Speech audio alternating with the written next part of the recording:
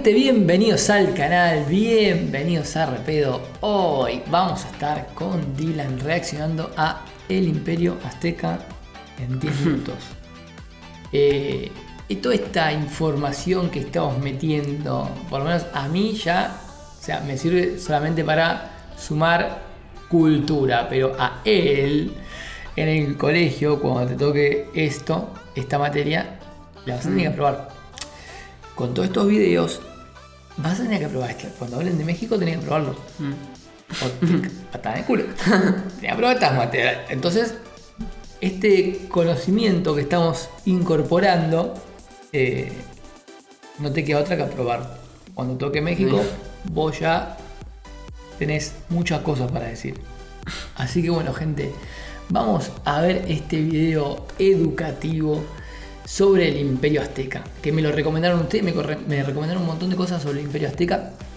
Y bueno, si es la primera vez que te encontrás con este canal, suscríbete, súmate. Estoy afónico, me parece, ¿no? Estoy medio afónico. Sí. O tengo un pollo. No, estoy afónico. Estoy afónico. Si es la primera vez que ves uno de estos videos, suscríbete al canal, sumate, recomendando cosas. Acordate que estamos en Twitch también en vivo. Así que bueno, vamos a ver qué es este video. Bueno, en Memorias de Pez hablamos de uno de los grandes imperios que había en América antes de la llegada de los españoles. La historia de una civilización guerrera, avanzada en muchos aspectos, pero que no había alcanzado el desarrollo tecnológico de las grandes potencias europeas. Un imperio cuya capital llegó a ser una de las ciudades más increíbles de la historia. Hoy en Memorias de Pez, la historia del imperio. El Imperio Azteca. Vale, lo primero de todo aclarar el tema del nombre y el origen de la civilización. Todo comenzó en un lugar que aún hoy en día no se sabe. Eso lo sé. Sus habitantes me eran parece. los aztecas, palabra que significa los que vienen de Aztlán. La leyenda cuenta que en el año 1 Tecpatl, equivalente al 1064 del calendario actual, una fracción del pueblo azteca escuchó el llamado del dios Huitzilopochtli, el cual les prometió una nueva tierra para vivir. Los que se fueron a la aventura llegaron al lago de Texcoco, sobre el que se erige hoy la Ciudad de México, y donde muchos años después, allá por el 1325, fundaron la ciudad de Tenochtitlán. Allí este pueblo creó su propia identidad, y aunque venían de Aztlán, ya no se identificaban como aztecas, sino como mexicas. Mirá, yo de esa época. Mirá. Mexica, e incluso los españoles les llamaron Eso no sabía. mexicas o mexicanos. No fue hasta 300 años después de la conquista española cuando los historiadores anglosajones comenzaron a llamar a los mexicas aztecas para distinguir el gentilicio mexica del de mexicanos.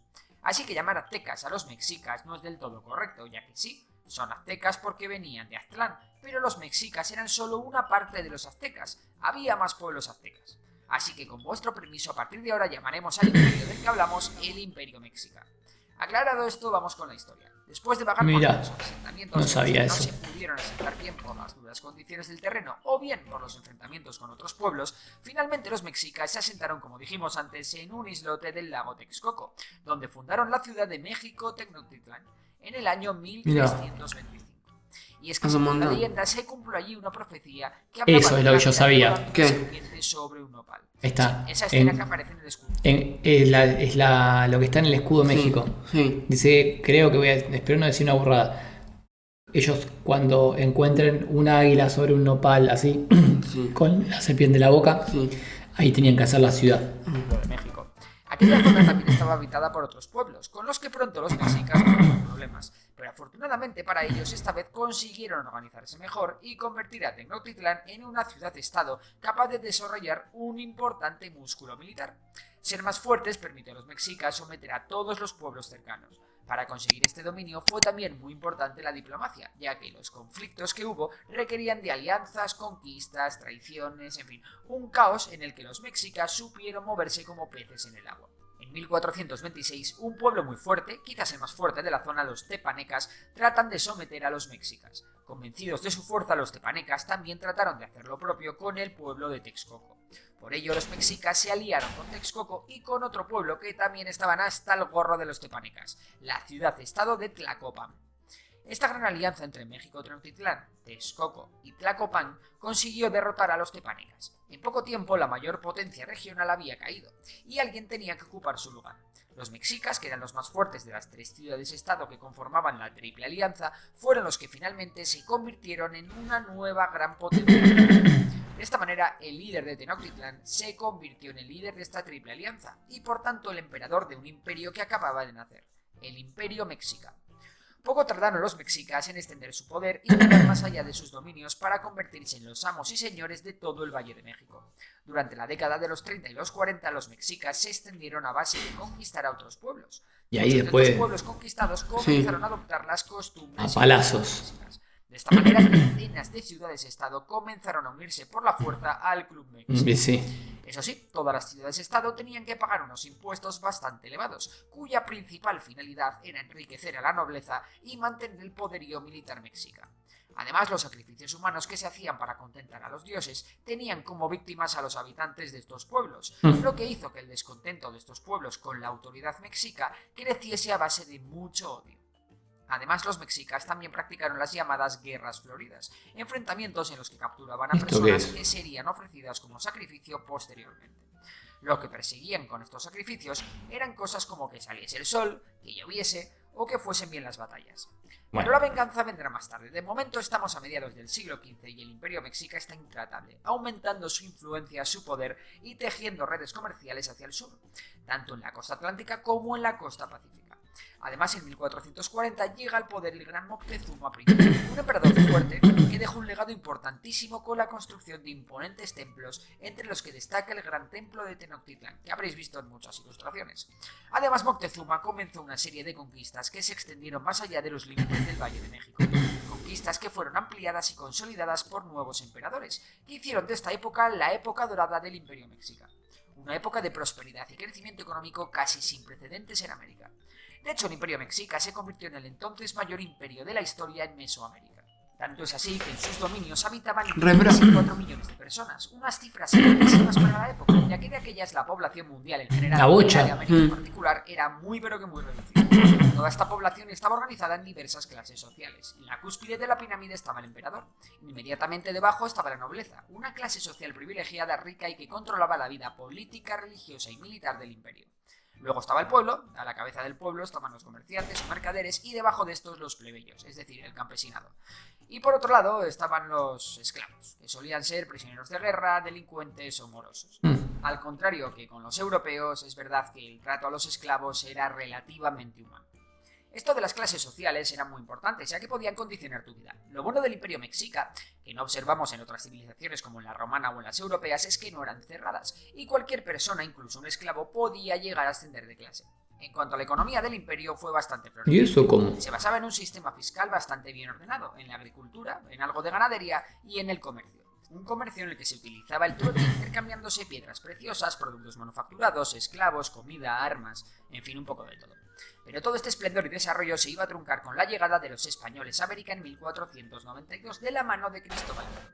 Para 1500 los españoles aún no habían llegado a los territorios del Imperio Mexica. En ese año asciende al poder Moctezuma II, un hombre muy religioso y muy sensible a las profecías. 5 años después de la llegada de Moctezuma al poder, las tropas españolas de Hernán Cortés desembarcan en los territorios del actual México, llegando con sus barbas, armaduras, caballos, perros de presa, armas de fuego. Imaginaros cómo los mexicas tuvieron que flipar al ver a aquellos señores. Pues tanto extraterrestre, Moctezuma creyó que eran los hijos del dios Quetzalcóatl, que según la profecía iba a regresar a la tierra. Sobre todo esto tengo un vídeo que os dejo en la descripción, pero no así lo agarró creo y lo llevó todo como pase, muchacho. Eran pocos, muy pocos, apenas 500 hombres repartidos en 11 barcos. Afortunadamente los españoles se encontraron a Jerónimo de Aguilar, un náufrago español que había aprendido maya. También tras ganar una batalla y recibir un grupo de doncellas por ello, Hernán Cortés conoció a la Malinche, que hablaba maya y náhuatl. Gracias a ellos dos, Hernán Cortés podría comunicarse con los mexicas.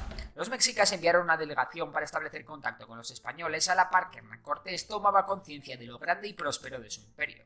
Tras destruir sus propios barcos para evitar Hernán Cortés se centró en buscar alianzas para aumentar su número. De esta forma consigue que los tlaxcaltecas, grandes enemigos de los mexicas, se uniesen a sus filas. Y es que los enemigos de los aztecas estaban hartos de pagar tributos y ser atacados por los mexicas, así que no era difícil convencerlos para unirse a la misión española de acabar con los mexicas. Finalmente los españoles llegaron a Tenochtitlán en noviembre de 1519. Allí alucinaron con la ciudad, a la que compararon con Venecia por sus canales, y que de aquellas era la ciudad más grande de América con 300.000 habitantes. Moctezuma recibió a los españoles con todos los honores. Sin embargo, Cortés, para quien tener al emperador significaba tener el imperio, no tardó en apresar a Moctezuma. En abril de 1520, Cortés partió junto a algunos hombres de la ciudad para enfrentarse a los soldados de Narváez, el gobernador español en Cuba, quien había mandado una expedición para apresarlo por haberle desobedecido. Al cargo de Tenochtitlán se quedó su segundo, Pedro de Alvarado. A Cortés las cosas le fueron bien. No solo no fue derrotado, sino que engrosó su ejército con algunos hombres de Narváez. Sin embargo, en Tenochtitlán se lió gorda. Los ánimos aztecas estaban muy caldeados por la presencia española.